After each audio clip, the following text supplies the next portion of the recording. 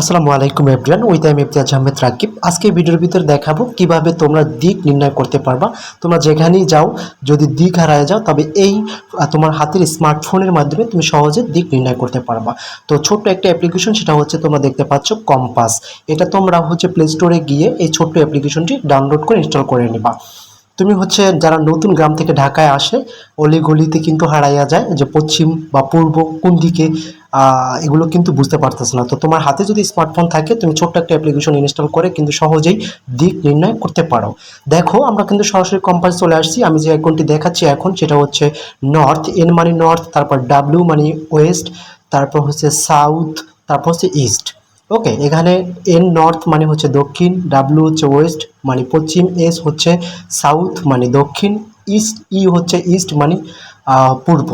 তো তুমি যেখানে থাকো, যে স্থানে থাকবা, তুমি সাপোজলি তুমি উত্তর দিকে যাবা, সেক্ষেত্রে তুমি তুমি সামনে ফোন বরাবর ওই যে ছোট চিহ্নটা দেখতে পাচ্ছ লাল, ওইটা তুমি ওই বরাবর ধরবা।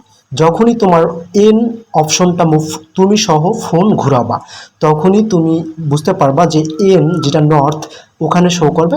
তাহলে তুমি বুঝতে পারবা যে তুমি ওই দিকটা বা ওদিকে উত্তর, ওদিকে তুমি যাবা।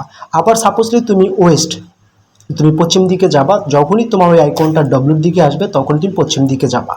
সেমভাবে যখন তুমি দক্ষিণ দিকে যাবা, তখন তুমি মনে করবা এস অপশনটা যদি ওই আইকনের লাল অপশনে আসে, তখন তুমি মনে করবা যে না, এই দিকটা হচ্ছে সাউথ মানে দক্ষিণ। যখন ইস্ট ইস্ট মানে পূর্ব দিকে যাবা, তখন তোমার ওই অপশনটা ওখানে কাটার দিকে এসে দাঁড়ালে পরে তুমি বুঝতে পারবা যে না, তুমি এই এই জায়গাটা হচ্ছে পূর্ব দিকে। তো আজকের ভিডিওটা কিন্তু খুবই একটি ক্রিটিক্যাল ভিডিওটা। তোমরা যদি এটা একবার না দেখে বুঝতে পারো, তবে তুমি বারবার এই ভিডিওটা দেখতে পারো, সেক্ষেত্রে কোনো সমস্যা হবে না। তো ছোট্ট অ্যাপ্লিকেশনের মাধ্যমে তুমি লেভেলে গেলে তুমি বুঝতে পারবা, যখন তুমি ঘুরবা এখানে তোমার ডিগ্রিটা উঠবে, তুমি কত অ্যাঙ্গেলে ঘুরতেছো বা কত অ্যাঙ্গেলে এখান থেকে যাইতে পারতেছো।